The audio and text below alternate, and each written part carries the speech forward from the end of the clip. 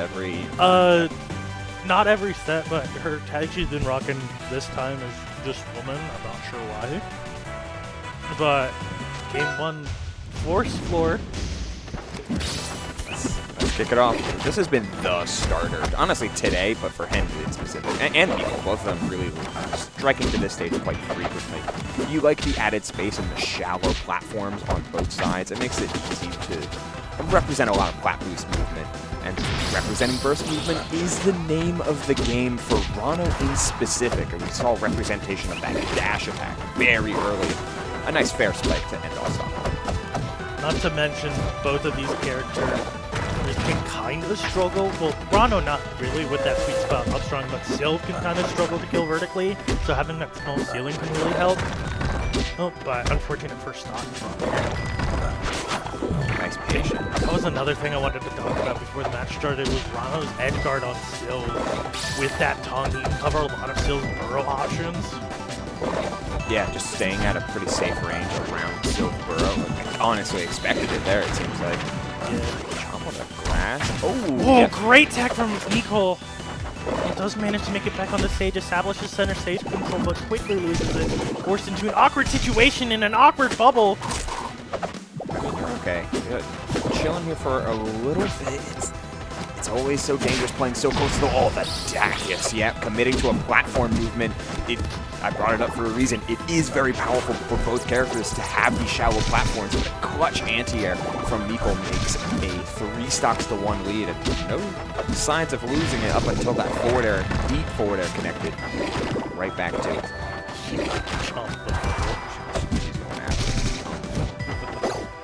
I love these wave dashing jabs from Meechole. He's been doing it all day, and they've been so effective at getting people just to flinch. If you can catch a flinch with a wave dash jab, then you can do a whole lot more. That time the call was on point for him. He did some good damage. Get this bubble conversion. Oh, tried to fake out, lingering there.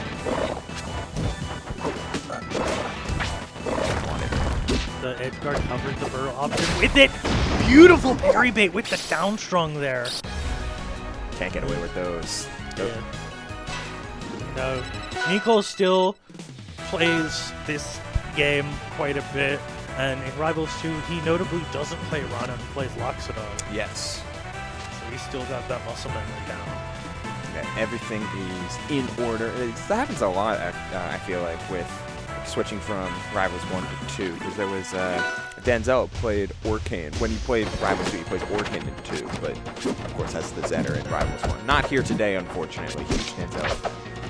He was almost gonna come, but unfortunately he missed registration. Bruh. By that time, seating was already being drafted. Yeah. Attempted a real deep edge guard. Big counter pick here to the Frozen Fortress. Just trying to play out of the Sylvanas range, and this is what Needles can be so good for. A little bit of needle boost movement off these platforms. We did see, like, in both of Pen's sets today, that this is quite a clutch stage for her. One on it against Willow Game 5, and also one on it against Julie. Yeah, multiple times, I believe, against Julie. Or that was supposed to be a seed and accidentally but he's playing very slow at ledge here.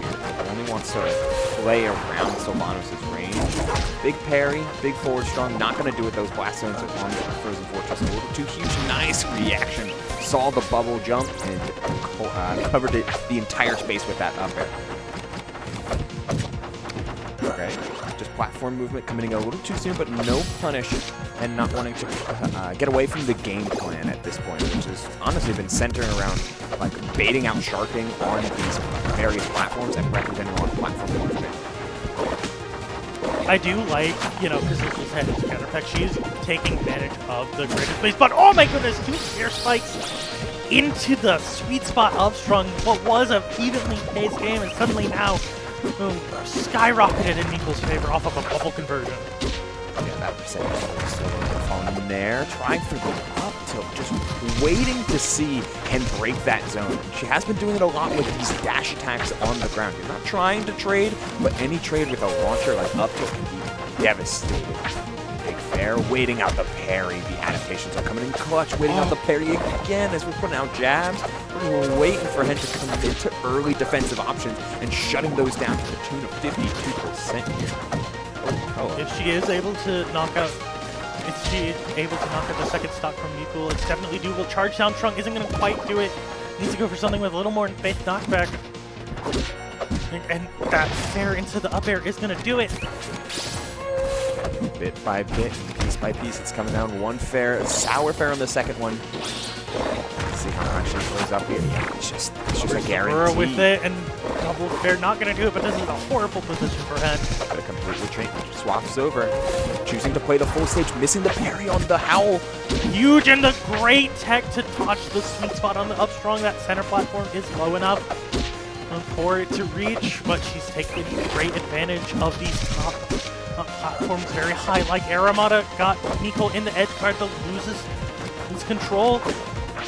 That run-up needle was so clean. It was a perfect bit of coverage. Put a bit of space coverage there from Meechole, because you play center, you're playing off these platforms. Plat drop needle guarantees that Hen either is stuffed by the needle at that spacing, as we saw, or completely controls that space if Hen chooses to continue to play slow. Either way, it guaranteed the space for Meechole to play off of, and then the hit confirm after is just icing on the cake. We are going to Tempest Peak, another personal favorite of Hen's. Good stage. Good stage for very specific characters and very specific reasons. Unfortunately, Rano is another character that gets quite a lot. Yes. Doing low-hanging flags and great recovery options, but Hen manages to take an early stock. That could be big for just getting one on the board. We have seen she's quite good at making reverse 3-0s, so will she make it this time? Who knows? Yeah, she's a studious person. She's figuring out matchups is something that sometimes just takes a little bit of trial by fire. The upstrong not going to do it. And that drag down there was kind of scary. This entire situation is getting kind of scary for Meechole. You don't want to be trading too soon and too frequently, but playing off these platforms with a needle boost, double jump to get to that plat. Super, super nice. But the same can be done for Sylvanos. One pin, needs one more. It's going to force Meechole into an awkward position, force him to a down air, the bubble. Unfortunately for Hen, she doesn't let the down upstrong rip at the right time, and Meechole does make it back to stage. Man, this is like a completely different Hen sometimes when it comes to these offstage interactions. Instead of playing so close to ledge, she's willing to make those full hops out there. She's willing to, I mean, partly because of the Tempest Peak platforms, you're able to play around it more dangerously and more liberally from an offstage perspective. But there's a little bit more gumption in how she's approaching offense, which is at least part of why she's up at least half a stock here, depending on this combo from Meechole. Can we see it finish? No, not going to see it finish off the first. The parry. Okay. that down strong timing is deceptive. It's like just slow enough, and we are seeing a little more howl usage from Hen right now. But is going to get some up airs on Meechole. Are we going to be able to get one on the board? Going to jump cancel off of it. Now she's going to get that a little bit on the side. Upstrong is just going to do it now. We are last stock, hence potential tournament life. Bit by bit, double forward air. Okay, yeah. DI out, getting caught on the second forward air, or the drift. DI was just a little bit late on the follow through, and thus a 2-1. Hen, I dropped my pen. Hen taking up a game, at least putting herself in the realm of back-to-back reverse 30s. If she does it again, that's if she does so it again. mentally exhausting. Oh my god. Yeah, I can't imagine. Like that's got to be just absolute killer on the mentals. But then immediately go and have your opponent ready and raring to go for your next set. Of course, you can take a break, but you can't recharge too much. How long of a break are you really gonna get? What you just barely finished before your top 8 appearance, your first top 8 appearance at a regional event. You know, in postmodern rivals, this is a major. Oh yeah. Let's not kid ourselves. So top 8 at a major, that's crazy.